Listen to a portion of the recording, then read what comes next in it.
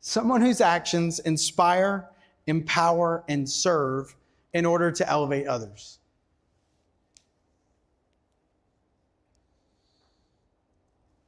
Let's go through the key words here. The first key word is someone whose actions. Actions is our first key word. Underline actions in your notebook. Actions. All right, does everybody play this game called Simon Says? Okay, Simon Says, put your hand up in a circle like this. Everybody, let's go. Simon Says, put your hand up in a circle like this. Simon Says, put the circle on your cheek. Simon Says, put the circle on your cheek. Simon Says, put the circle on your cheek. Okay, Simon Says, put your hands down. All right. Now, the reason I share that with you is because your actions will always speak louder than your words. The second key word here is to inspire. Underline inspire. Now, the word inspire, what it means is to breathe life into. Is your job and your work easy? No. I just told you we deal with really difficult people in really difficult situations, and we have to choose how we respond, which by default, the majority of the work that you do and the majority of the work that your team members do is difficult. No one said work is supposed to be easy. Only leaders who are tested become great. I'm not asking for it to be easy, but I am asking for a leader that is going to inspire their teams when they know it's difficult. They're going to breathe life into them versus sucking the life right out of them. That, my friends, is a skill.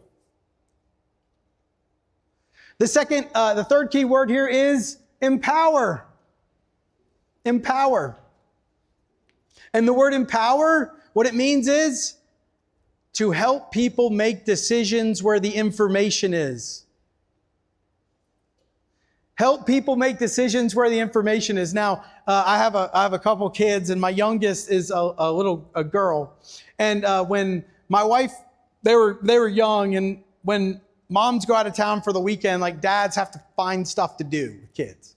So I did what any great dad would do. I took them to Chick-fil-A for like 3 or 4 hours. And we had this gift card to Chick-fil-A. So I get them all dressed, and we drive over to this Chick-fil-A, and this place is absolutely packed like you would expect.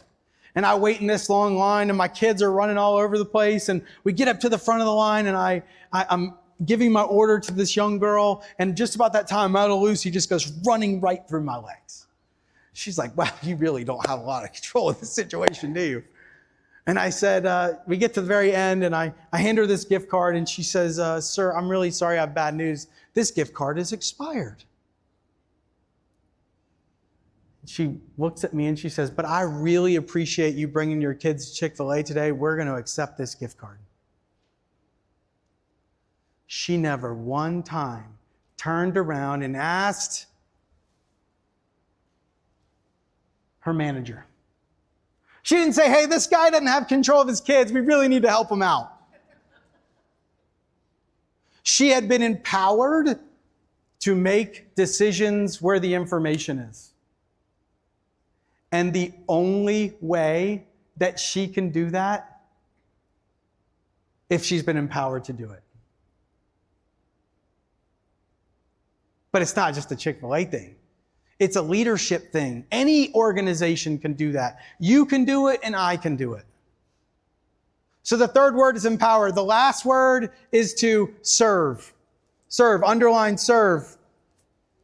And what serve means is to put other people's needs ahead of your own.